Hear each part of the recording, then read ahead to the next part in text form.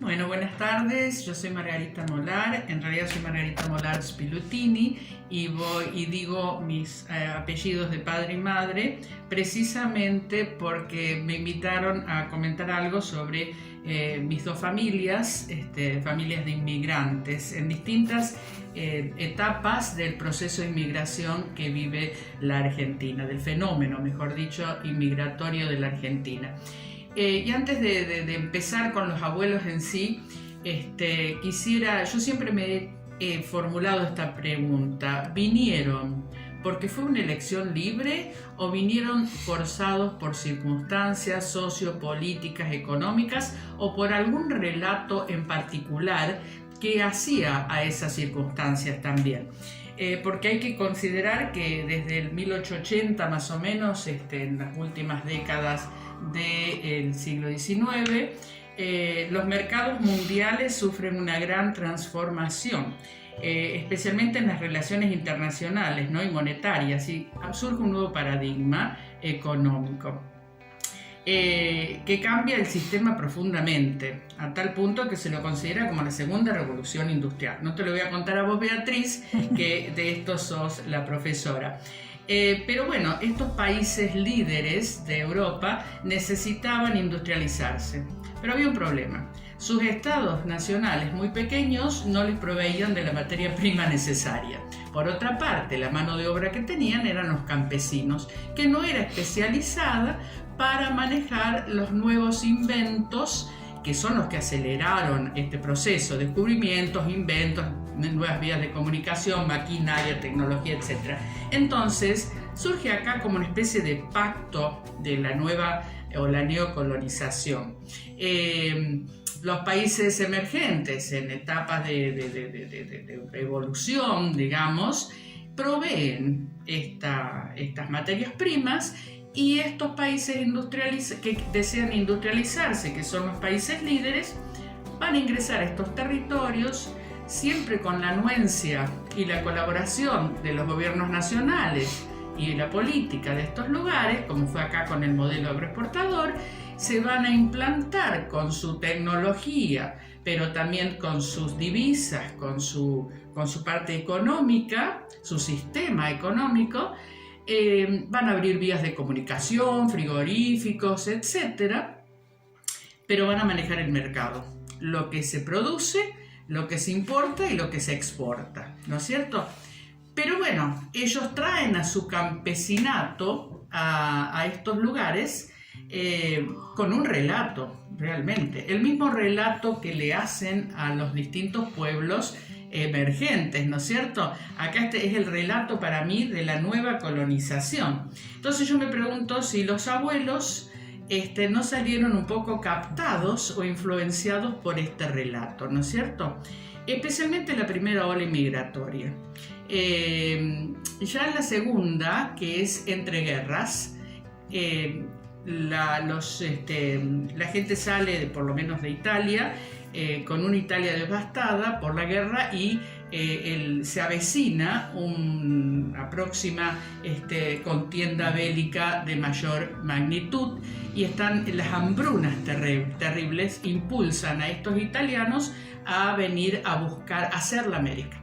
El hacer la América dependía del capital monetario, el capital cultural que trajera esta gente, de su resistencia, su fortaleza y también sus capacidades, ¿no? Entonces, algunos prosperaron, otros toda la vida estuvieron trabajando y poniendo los hombros y las manos para conseguir sobrevivir. Otros se volvieron defraudados, son muchos las... Entonces, yo voy a tomar ahora a mis abuelos Molar.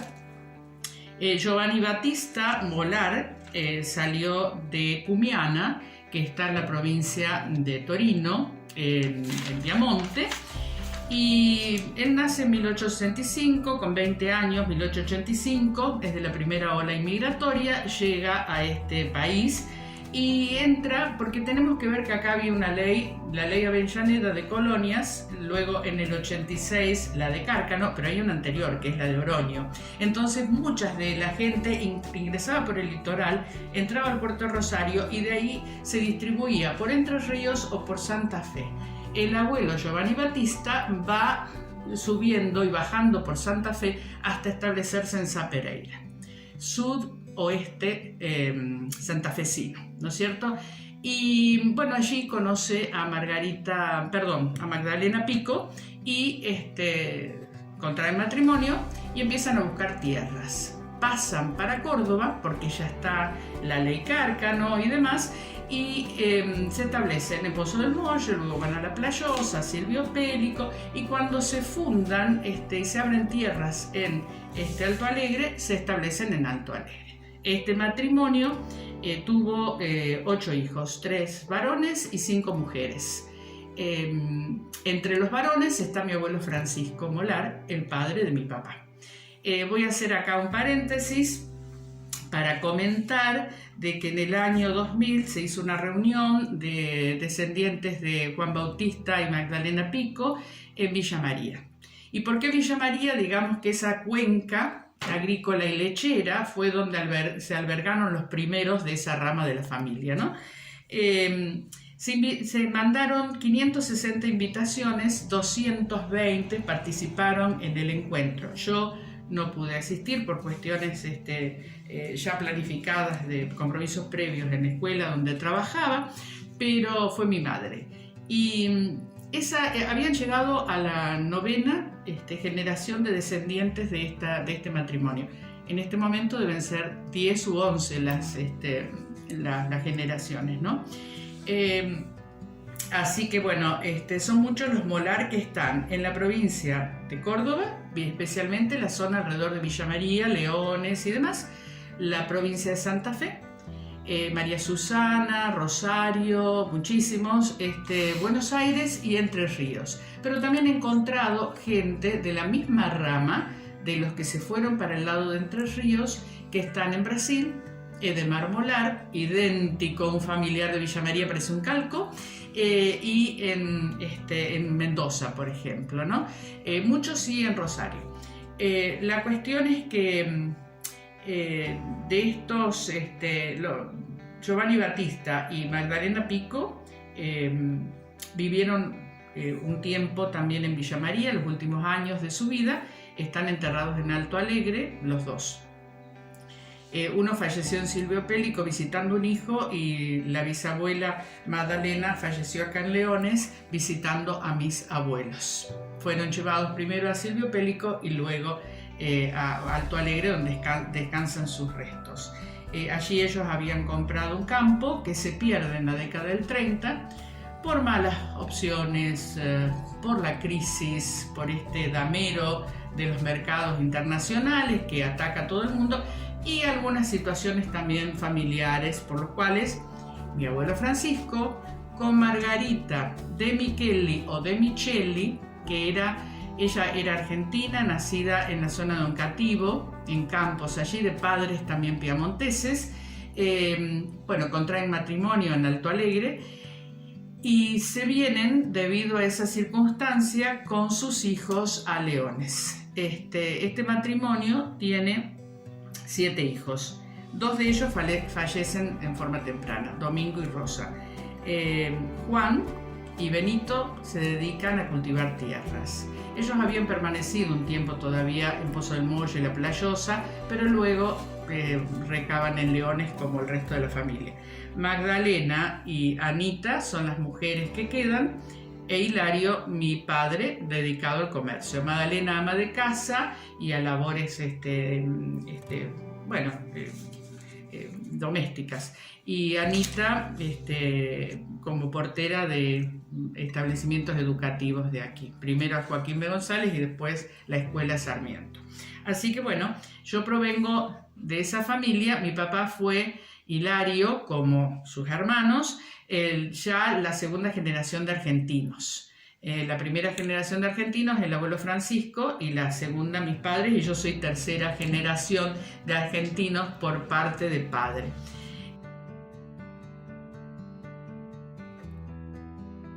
el abuelo Silvio Spilutini nace en Chiaicis, comuna di Verceñes, que está en el Friuli Venezia Giulia, en provincia de Udine, ¿no es cierto?, en Italia. Él nace en 1896. Esta región de Piedemonte, de los Alpes Cárnicos, que es maravillosa realmente, en estos momentos está considerada como una reserva de la humanidad por la UNESCO, ¿no? Porque es una hermosa zona. Cuando era muy pequeño ya salió a trabajar. Antes era muy común que te contratara a alguien con quien aprendías el oficio. Y este hombre lo llevó por Europa del Este y ahí es donde aprendió su oficio de albañil. En realidad la zona de la Venezia Giulia, devastada por las contiendas con los austrohúngaros, los alemanes, las guerras y demás, el terreno, muy poca injerencia de Italia en solucionar sus problemas y los terremotos. Todo esto hacía de que se sintieran, los jóvenes tuvieran que salir de la zona para trabajar, ¿no? Y luego estalla la Primera Guerra y él es enrolado en la Primera Guerra siendo menor de edad. Entonces yo ya comenté los otros días que era muy bajito y que tenía la altura de Vittorio Emanuele, del rey, por lo tanto lo mandaron a retaguardia. Pero claro, creció. A pesar de las hambrunas de una guerra, creció en el primer periodo, así que luego cuando tuvo 20 centímetros más tuvo que ir al frente de todas maneras, ¿no? Pero termina la guerra y todo había quedado, digamos, estaban desesperanzados y familias numerosas viviendo en la misma casa, siempre a cargo del mayor. El mayorazgo imperaba, había quizá fricciones y eran muchas las familias y venían descendencias y no había que comer, había hambruna. Entonces, y falta de trabajo, ¿no? Entonces, bueno, también este discurso, este relato que entra en juego para... Tanto, esto ya estamos viviendo la época de Mussolini allá, ¿no? Este relato del tener que salir de la casa de mi abuelo, de la casa paterna del abuelo Silvio Spilutini, se van para Austria algunos, para Estados Unidos otros, para Australia otros, y el abuelo con 13 personas más se viene para la América. Bien. En este interín, él en el año 26, en abril de 1926, se casa con Antonina María Pasquini, de 22 años de edad en ese entonces. La nona había nacido en 1904, que era de Inti Sans. O sea, la comuna de Verceñes tenía un montón de burgos, que son pequeñas villas, ¿no? Y Inti Sans era vecina a Chiaicis. Hermoso lugar. Mi abuela queda embarazada, pero él se viene para la Argentina en el año 27 y la abuela queda allá. Vienen en un barco de tal, pienso, tan precario que él comentaba que podían tocar el agua del mar. Imagínense que son 6 meses de viaje, una cosa así, ¿no? Todo lo que deben haber pasado.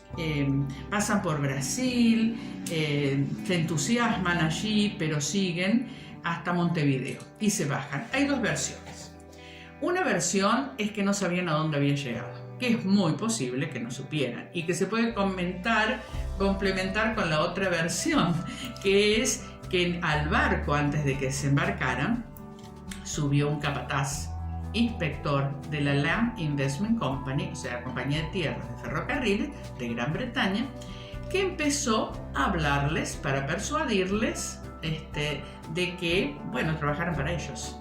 Entonces, con esta compañía, el abuelo y esas 13 personas caminan por Uruguay, los llevan por aquí y por allá, hasta que llegan a Colonia, y Fray Bentos y Colonia de Sacramento.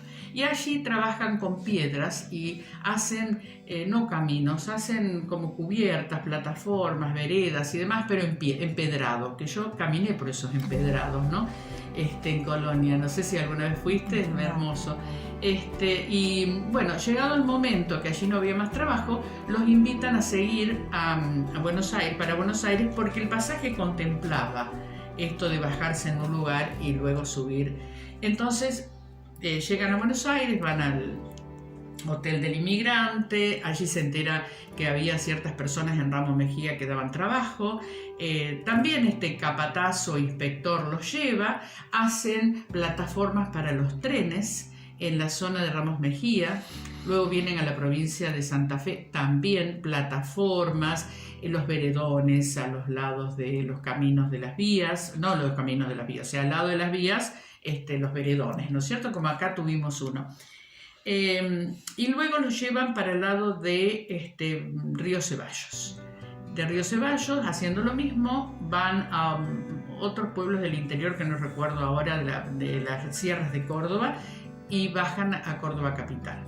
Allí se quedan algunas personas, otros desaparecen y otros no saben qué destino tuvieron, si se volvieron o no de esa cuadrilla de 13 personas que habían salido juntos de Italia. A todo esto lo traen a Leones para trabajar acá en las construcciones del ferrocarril, entre ellos construir este veredón que ahora ya no está porque está el Parque Sur, el de las Malvinas, pero que empezaba de paso a nivel, más 150 metros más, que es, yo los caminé los otros días, los fui a buscar, todavía hay vestigios al lado de los silos que son de la Unión ahora, y si contás son 150 metros, ¿no es cierto? O sea, todavía eso está. Estamos hablando de que si él salió en el 27, estamos hablando del 29. Cuando llega a Leones se encuentra con personas que tenían su empresa constructora aquí, que eran, no me quiero olvidar de ninguno, de la Vedova, Venier, Petrini, Narducci, Leonarducci. Empieza a trabajar con esta gente. De los Venier y de los Leonarducci les encanta porque eran furlanos, entonces podían hablar y se sentía muy cómodo, y porque estaba la mamá de los Venier que le hacía acordar a su madre, y por muchas otras cosas le gustó Leones. ¿Qué se hacía para tener trabajo? Se iba a misa. Entonces, bueno, él por el momento, hasta tanto poder tener un lugar donde vivir, paraba en pensiones. Leones estaba lleno de pensiones a lo largo de El Colón. En la calle San Jorge y San Luis había un lugar donde comer. También en lo que ahora es la Avenida del Libertador y lo que se llama Bertini, que era San Rafael, allí también había pensiones. Va parando, había una pensión allí de una señora italiana, una señora que hablaba en italiano, o sea, era más fácil comunicarse. Una familia Ava y Oldani que también servían comida a la gente sola. Bueno, a todo esto él trabaja. Una vez que conseguías un trabajo, el boca a boca iba haciendo que te llamaran, se va independizando y ya se dirige, tiene su propia empresa, o sea, personalmente va trabajando en distintas estancias como María Rosa, en Marco Juárez los de la Rosa, Araya, que tenían la Redención, en Riville también había otras estancias, acá la familia Gariglio, la Bicoca, es decir, eran muchos los lugares. Pero ¿qué surge en Leones que también ayuda, aparte de la sociedad italiana, que tenía una mutual de socorro mutuo, el Círculo Católico de Obreros, donde allí se conseguía trabajo, gente que pudieran ayudar en los trabajos. Recuerdo que cuando ya viene mi abuela, que voy a hablar de eso, mi abuela tuvo un problema de enfermedad y a través del círculo pudieron ir a Rosario y ser atendidas en un hospital, o sea, y eso donde se conseguía yendo a misa y formando parte de esas comitivas y comisiones, como por ejemplo, yo creo que el nono lo encontré en los archivos de los libros de actas del Círculo Católico, siendo miembro de las comisiones del Círculo Católico unos cuantos años. O sea, esas eran las formas de tener trabajo, ¿no?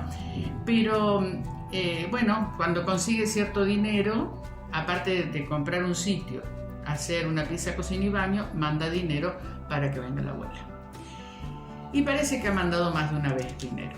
Pero bueno, del otro lado estaba el tironeo para que él se volviera, como habían hecho otros antes, ¿no? La abuela llega con mi mamá 5 años y medio, salen de Génova un 15 de agosto, o sea que ahí mi madre debe haber cumplido en el barco, en la edad, 15 de agosto del año 32 y llegan el 31 de diciembre a Buenos Aires del año 32. O sea, el 33 ya están en tierra argentina. Y bueno, van al hotel de inmigrantes, de allí creo que los recibe una familia también de la zona de Friuli que ya había venido antes, y de allí el rayo de sol a Leones. Y con el tiempo esa pieza, cocina y baño, que estaba en lo que ahora es la circunvalación Kirchner, o sea, se llamaba el Camino a la Bicoca, que era el camino paralelo al ferrocarril que llegaba hasta Marcos Juárez, ¿no es cierto? Por ahí Marcos Juárez, por el otro lado, lo que después fue San Marcos, se iba a Montevideo, etc. Yo recuerdo esa casa, era hermosa, era como una villa italiana, la fueron haciendo de a poco. Siempre con el criterio de que al pasar el pavimento, el macadam, como le llamaban ellos, por la técnica de macadam, que era la ruta 9, iba a pasar por allí, paralela a las vías, como pasaba en otras partes del mundo.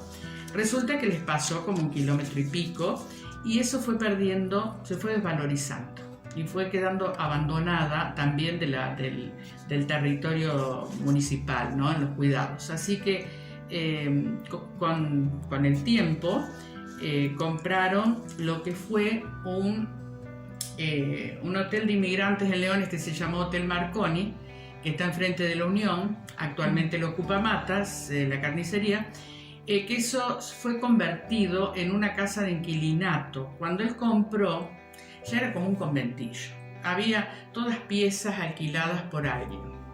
Y entonces, bueno, fueron a vivir allí, ya la Avenida Libertador, estaba más en zona céntrica, pero ya era la década del 50 y mis tíos eran, ya estaban entrando a la escuela industrial, creo yo, ¿no? Más o menos. Mi mamá ya se había casado, mi mamá se casó en el 48, así que mi tío Alberto se acuerda que por entonces, antes de comprar ese hotel, había habido como un periodo de falta de trabajo en Leones, y que fue y sequía ¿no? muy significativo, tiene que haber sido 40 y pico, y que entonces el abuelo se fue a trabajar a Córdoba 6 meses, venía de tanto en tanto y volvió con dinero suficiente para hacer esa compra, para pagar todas las deudas. Bueno, acá Leones se había quedado sin trabajo por un periodo, ¿no? Así que, bueno, siempre fue una vida de lucha. Ahora, ese hotel Marconi, transformado en lo que fue la casa de los Spilutini Pasquini, donde se hablaba furlán. Entraba allí, se hablaba furlán, si entraba una visita y era italiano, se iba a hablar italiano, y si no, bueno, el castellano que habían aprendido los abuelos. Esa casa era un vergel y tenía, tanto en aquella como en esta, la abuela trabajaba en la quinta por la mañana. Por la tarde cosía camisas, que esa era, o tejía, ¿no es cierto? Pero había de todo, y todo lo que se consumía en la casa se producía allí. Lo que yo no dije en este momento es que, bueno, la pareja de Silvio y Antonina tuvieron 3 hijos. Mi madre, Pierina, que es italiana, que vino con ella de Italia, y luego acá nacieron Franco y Alberto.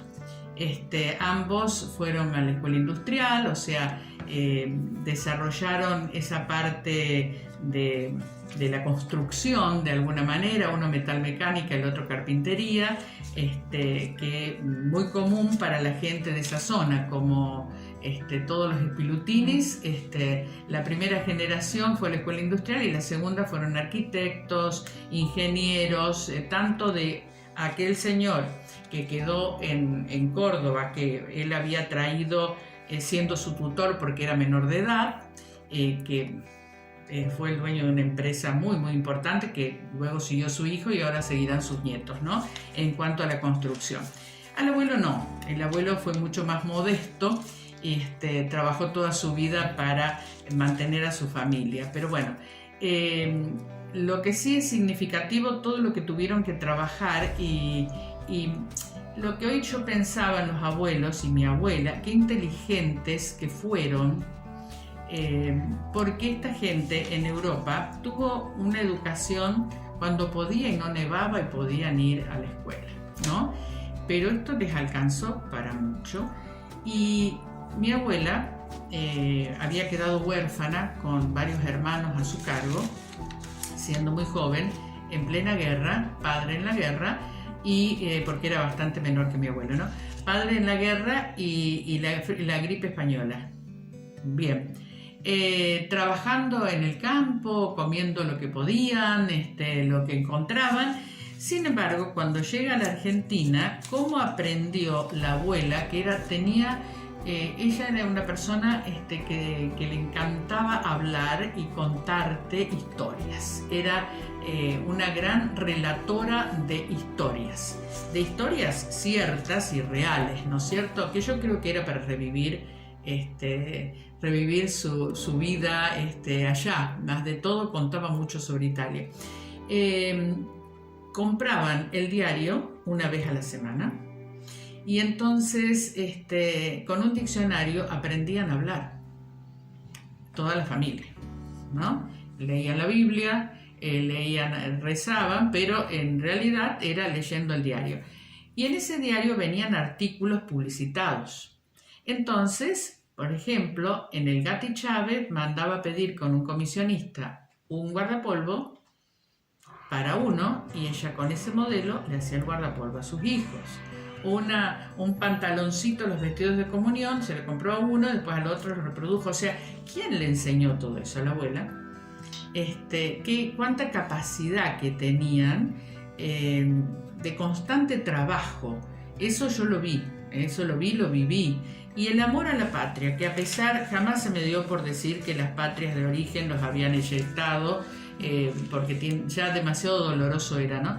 Pero yo eso lo viví, cómo amaban a su patria y cómo trataban a través del relato que nosotros amáramos a su patria y a toda la gente que había quedado allá. Entonces, cuando pude ir la primera vez, no llegué a tiempo para la hermana que ella había criado como hija, porque su madre había muerto en el último parto, ¿no? Y su hermana, pero otras personas de la familia que sí lograron conocerla, contaron cuánto dolor tenía ella de que había perdido 2 veces a la madre, la biológica y la que la había criado. Yo me encontré con mucha gente y allí pude ver que este dolor que ellos sentían por haber dejado la patria y por haber estado, digamos, expatriados de alguna manera, ¿no? Que era el dolor hacia el terruño y la familia, también lo tenían aquellos que habían quedado allá, porque las cartas iban y venían, una carta iba y la otra venía en el periodo de un año. Y las cosas no eran tan fáciles de conseguir tampoco, ¿no? Así que, bueno, esa es más o menos la historia, que creo que es una historia que es mucho más común que aquella de haber hecho la América en el sentido figurativo de haber hecho una fortuna, como acá tenemos 2 o 3 ejemplos en el pueblo, ¿no? Que hicieron una fortuna, amasaron una fortuna, terminaron volviendo a Italia o lo que fuere para disfrutar de esa diferencia que habían logrado hacer. En realidad, el inmigrante vino, puso el hombro y ayudó a construir un país, independientemente de las políticas que pueden haberlos manipulado, ¿no? Que uno, haciendo un análisis a la distancia, puede llegar a esa conclusión. Bueno, los abuelos tuvieron 3 hijos y, a ver, déjame contar, 8 nietos, y lograron conocer a 2 bisnietos de la generación. 2, no sé, no estoy segura si 3, si llegaron a conocer 3, porque a veces nacían, pero no venían prontamente a Leones. Así que esta es más o menos la historia de mi familia, de ambas partes, que creo que es una historia común. Hay un detalle que te conté los otros días, pero que hoy me salté, el sistema del trueque, ¿no? De que producían una serie de todo lo que se producía en la casa era lo que se iba a consumir, pero también había un margen de un porcentaje para el trueque, en frutas, verduras, etcétera, que se intercambiaban con aquello. Había muchos vendedores ambulantes que pasaban, entonces con el que vendía carnes o vendía ropas o lo que fuere, había este cambio. Y luego el intercambio de servicios, que tenían todos los inmigrantes, de ayudarse los unos a otros. Por ejemplo, entre las cosas que la abuela compraba en el diario, con el diario que se compraba una vez a la semana, fue un equipo para cortar el pelo. El corte de pelo era clásico, único, el Marcelino pan y vino, digo yo, con la taza para todo el mundo. Cortaba a sus hijos varones y a los varones que estaban alrededor de la vivienda, porque más o menos estaban a una cuadra más o menos los vecinos, ¿no? Bueno, entonces las mamás mandaban el pan. Eran el pan, mucho se consumía pan de leche en una época, ¿no? Eso era lo que iba por intercambio de la atención. Que eso se ha perdido tanto, que era la comunidad de inmigrantes, cómo se ayudaban los unos al otro, y cómo eran las diversiones. La diversión, por ejemplo, era caminar. Yo, sé mucho más de la familia Spilutini que de la otra familia que no conocí prácticamente, ¿no?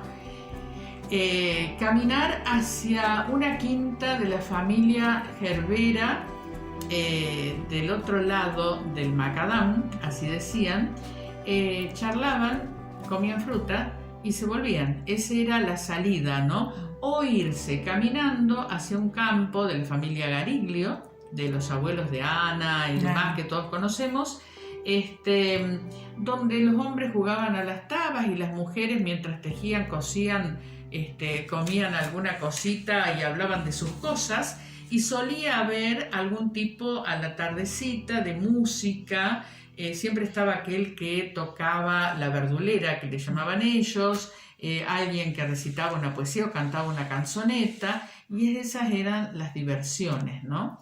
O el baile de campo. Así que bueno, esto es más o menos como era la vida del inmigrante. No había muchos placeres como en estos momentos.